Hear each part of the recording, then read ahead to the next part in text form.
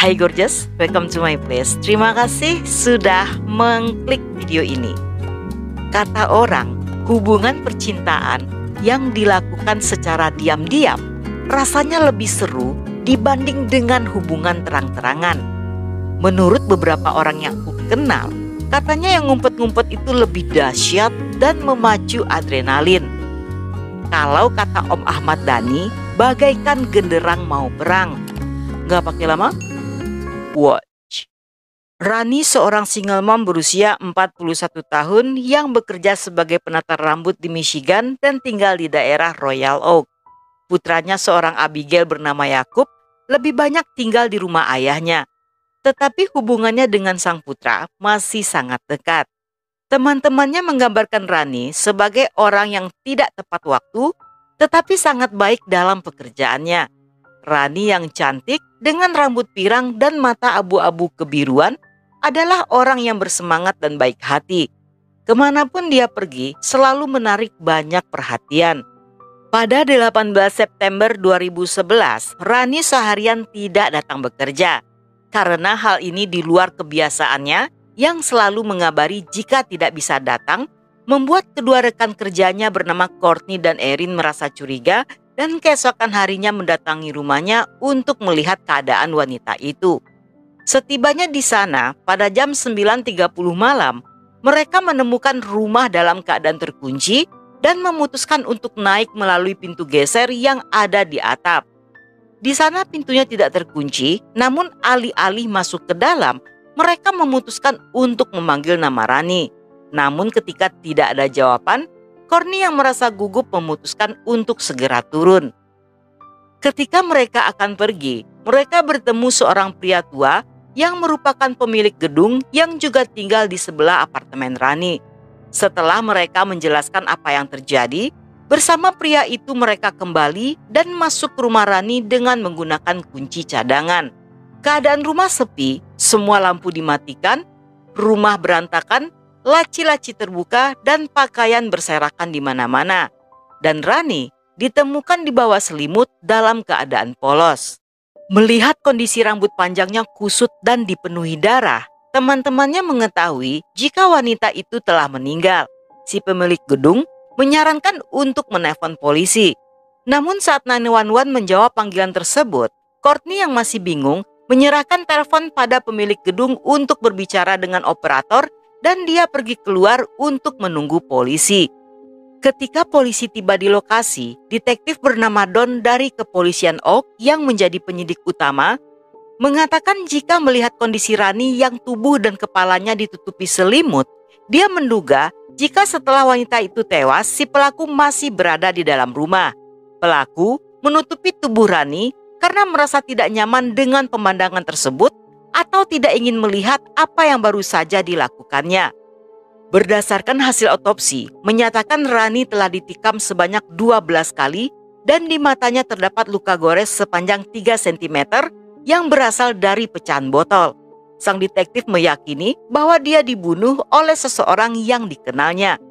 Polisi yang melakukan penggeledahan di TKP tidak menemukan adanya tanda-tanda masuk secara paksa. Tetapi mereka justru menemukan beberapa sidik jari yang segera dikirim ke lab dan sebuah charger ponsel milik Rani yang ponselnya sendiri tidak ada di sana. Saat itu, polisi ingin fokus pada siapa Rani terakhir kali berbicara atau melihatnya pada malam itu. Courtney dan Erin yang selama beberapa jam ditanyai polisi menyatakan kecurigaannya pada pemilik gedung serta pada mantan suami Rani yang diketahui hubungan mereka tidak pernah akur. Pemilik gedung yang bernama John saat diwawancara polisi merasa bahwa polisi mencurigainya sebagai tersangka, sehingga dia memberikan dokumen kepemilikan gedung untuk membuktikan bahwa dia adalah pemilik asli dari gedung tersebut. Dia juga mengatakan semalaman sedang berada di toko mengerjakan perabotan kayu dan tidak mendengar suara apapun yang mencurigakan. Serta beberapa orang tetangga lainnya mengaku juga tidak mendengar apa-apa. Walaupun di sana terdapat kamera CCTV, tapi pada malam itu CCTV dalam keadaan mati. Menurut pengakuannya, pada jam 11 malam, dia melihat seorang pemuda berusia sekitar 20-an dengan rambut pirang yang mencari Rani dan sempat berbicara dengan John. Karena hal ini, John pun dikeluarkan dari daftar tersangka. Tersangka berikutnya adalah mantan suami Rani yang merupakan seorang polisi yang bekerja di kota Clarkson. Hubungan mantan pasangan ini digambarkan tidak baik, tetapi perlahan mulai mereda. Walaupun menurut beberapa teman Rani mereka sering bertengkar, tetapi tidak pernah ada laporan polisi atau perintah penahanan yang pernah mereka ajukan selama bercerai. Dan sang mantan pun juga dikesampingkan dari kecurigaan polisi. Tersangka berikutnya adalah seorang pria bernama Stephen Parker yang pernah dikencani Rani.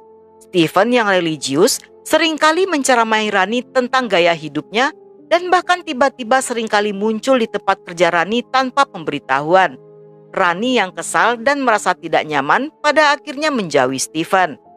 Saat polisi sedang memeriksa Stephen, mereka menemukan sebuah manifesto, yaitu berbagai video yang dia buat untuk berkhotbah tentang berbagai topik seperti akhir zaman. Ketika polisi pergi untuk berbicara dengannya, Stephen memberitahu mereka bahwa dia mendapat penglihatan tentang kematian Rani. Dan menurutnya, dia tahu jika satu saat nanti gaya hidup Rani yang akan menyebabkan kematiannya. Polisi juga mengeluarkannya dari daftar karena walaupun dia tidak melenyapkan Rani, tetapi menurut polisi, pria ini adalah seorang penipu. 2 hari kemudian, dalam 7 jam penyelidikan, polisi melakukan pencarian di area rumah Rani untuk mencari bukti tambahan. Di belakang gedung apartemen, terdapat 2 tempat sampah dan di salah satunya polisi menemukan sebuah kantong plastik berisi 4 kain lap, botol anggur kosong, sajam dapur ukuran besar, sajam pemotong daging stik yang gagangnya patah. Yang dipastikan barang-barang tersebut berasal dari dapur Rani. Sedangkan ponselnya ditemukan terjatuh di semak-semak. Semua bukti-bukti dikirim ke forensik dan dalam riwayat ponsel diketahui pada malam kejadian Rani sempat berbicara dengan beberapa orang. Orang pertama yang Rani telepon adalah seorang kenalannya bernama Richard. Richard mengatakan pertama kalinya dia dan Rani bertemu pada tahun 1990. Dia menggambarkan Rani sebagai wanita ramah dan menyenangkan. Di malam itu pada jam 11 malam, Rani mengundang ke rumahnya untuk minum-minum yang ajakan tersebut ditolak Richard karena dia ingin cepat-cepat tidur. Richard juga memberitahu polisi bahwa Rani sedang berkencan dengan pria yang sudah menikah dan di malam itu sebelum menelpon Richard, Rani sedang bersama si pria. Namun tidak berapa lama bicara, Rani berpamitan untuk menutup telepon karena mereka mendengar suara ketukan di pintu dan wanita itu akan membukanya. Waktu ini merupakan waktu yang sama seperti keterangan pemilik gedung. Sedangkan pria yang sudah menikah dan merupakan teman kencan Rani segera menelpon polisi sesaat setelah mendengar berita kematian wanita itu. Pria yang tidak disebutkan namanya ini mengaku berselingkuh dengan Rani dan di malam itu setelah makan malam, mereka ke rumah Rani tetapi dia pulang sekitar jam 8 malam. Pria ini pun dicoret dari daftar. Dalam riwayat panggilan ponsel ditemukan 1 nomor telepon terakhir yang menurut polisi kemungkinan orang inilah yang menjadi tersangka utamanya. Dalam masa-masa ini, seorang petugas mendapatkan panggilan dari seorang wanita yang mengaku memiliki informasi tentang kasus tersebut. Wanita itu mengatakan bahwa si pelaku mengaku pada putranya yang bernama Kevin bahwa dia telah melenyapkan seorang wanita.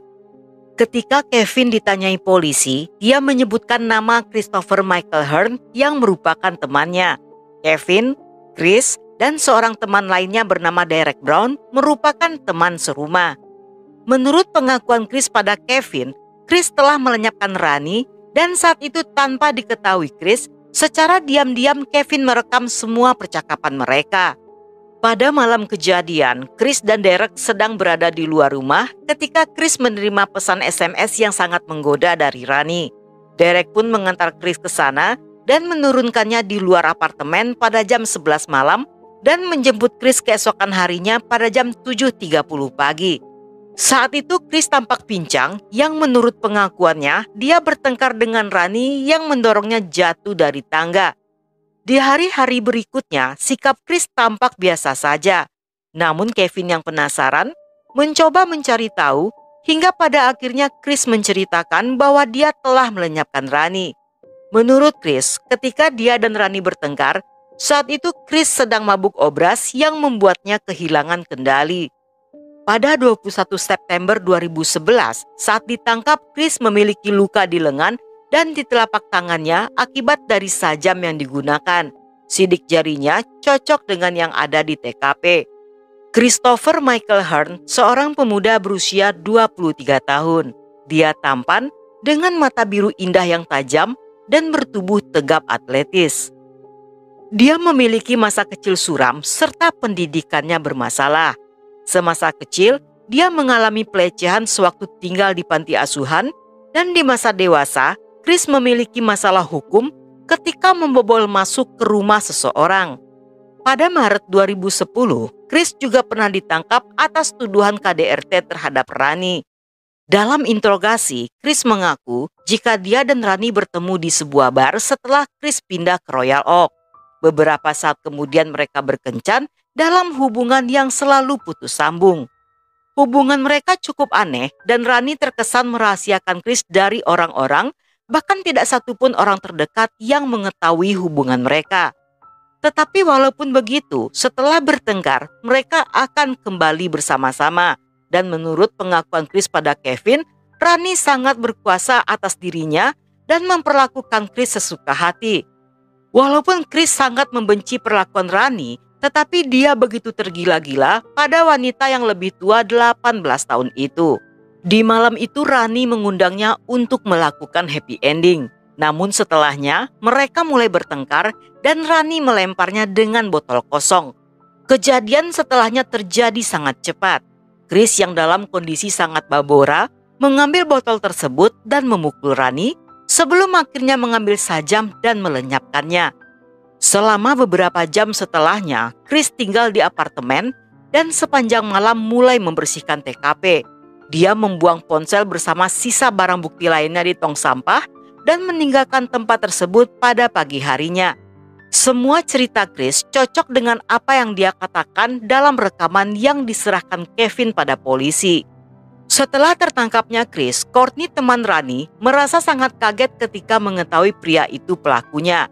Pada awalnya, Courtney sangat yakin jika pelakunya adalah Stephen. Tetapi dia juga ingat ketika dia dan Rani berada di bar, Courtney pernah melihat Rani bersama seorang pria muda bermata biru yang tajam.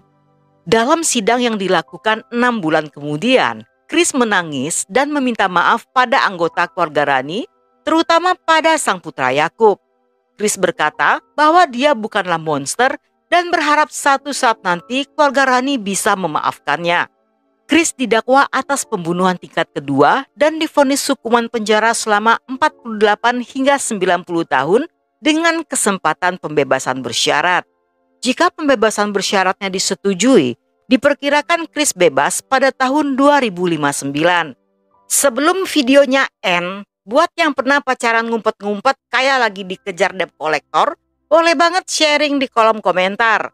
Siapa tahu aja ada yang mau belajar tutorial cara aman pacaran gelap-gelapan tanpa resiko ditangkap warga. Dan sampai di sini dulu cerita kita kali ini. Semoga kalian suka dengan ceritanya. Jangan lupa subscribe, like, komen, dan share sebanyak-banyaknya ke media sosial kalian.